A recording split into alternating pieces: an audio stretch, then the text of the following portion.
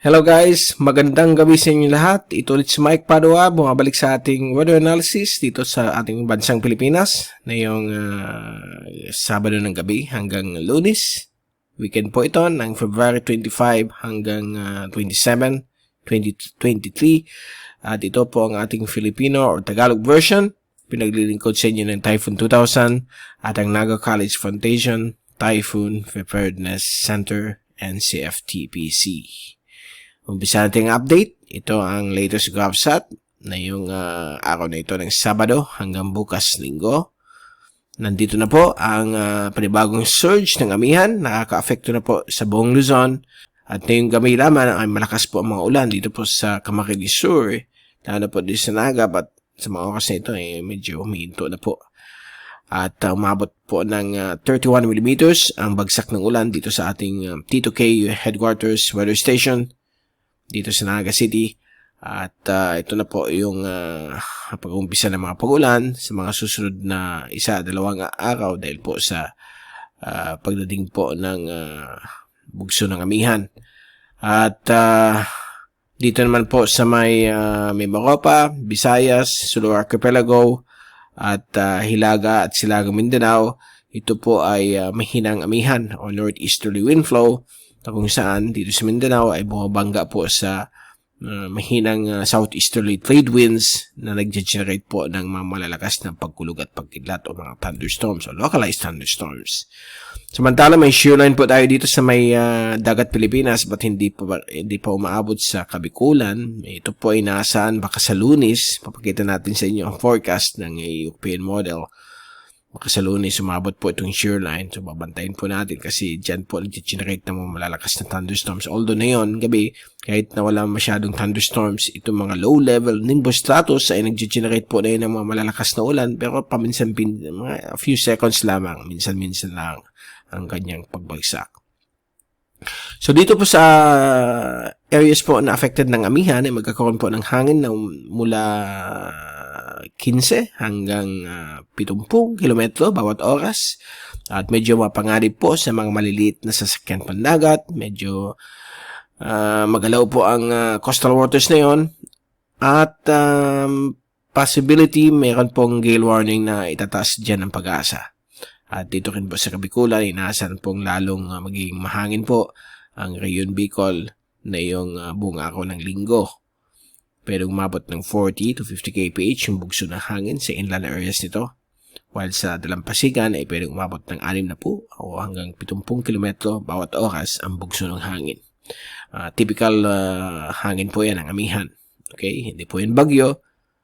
So, dito naman po sa may labas ng ating bansa, sa may Micronesia, wala po tayong natatanawan na sama ng panahon o low pressure o tropical cyclone o bagyo.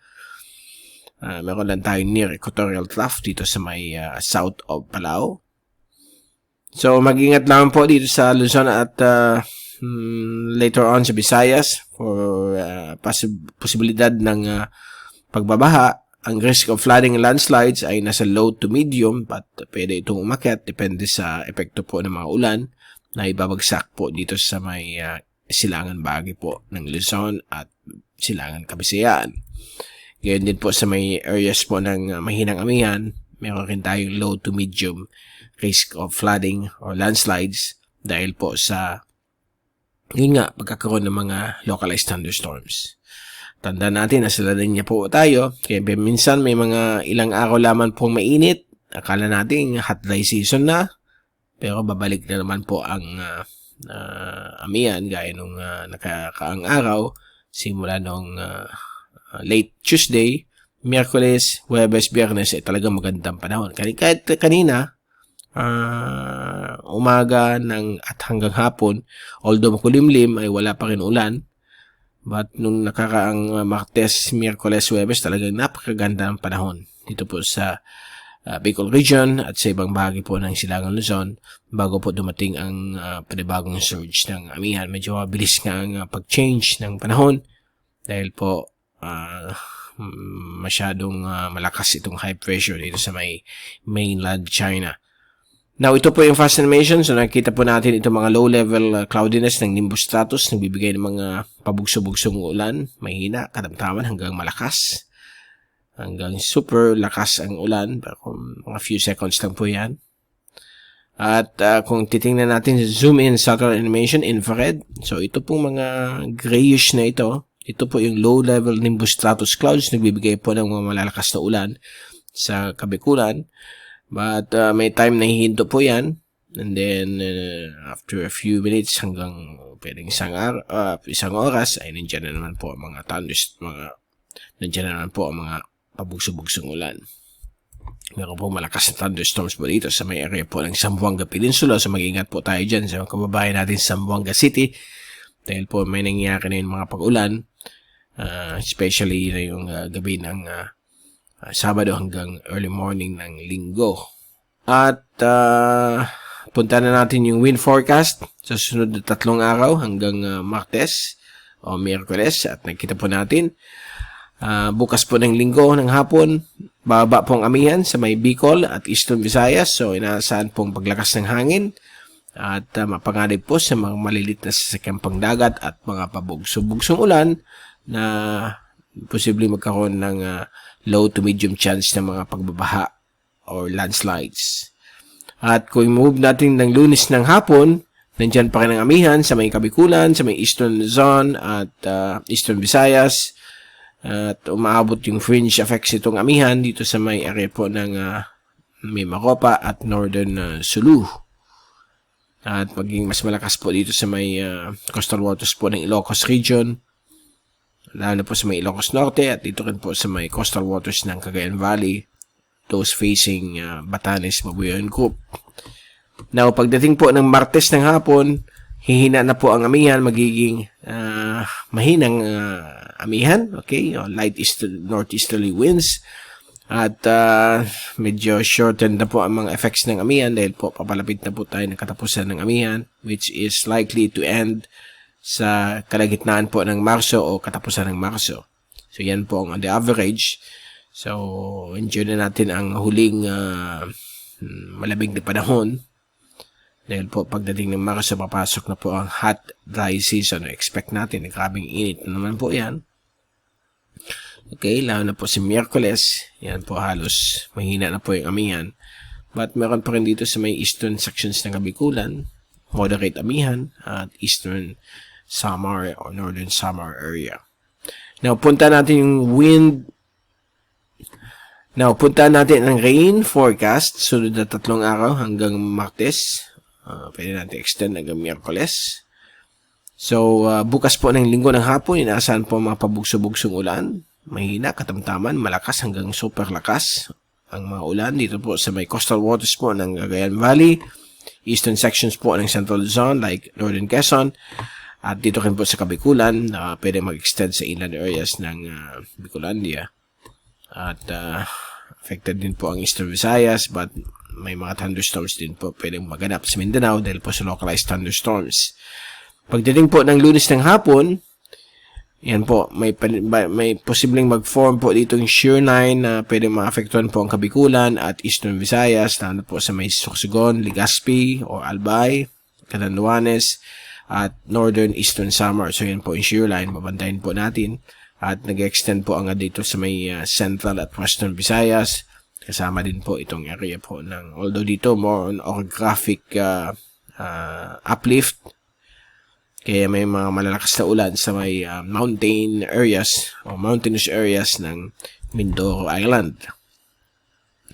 Now, Lunes ng gabi, nandiyan pa kayong shear line. Affected po ang, pinapakita dito, apektado ang eastern sections ng Sorsogon at Albay.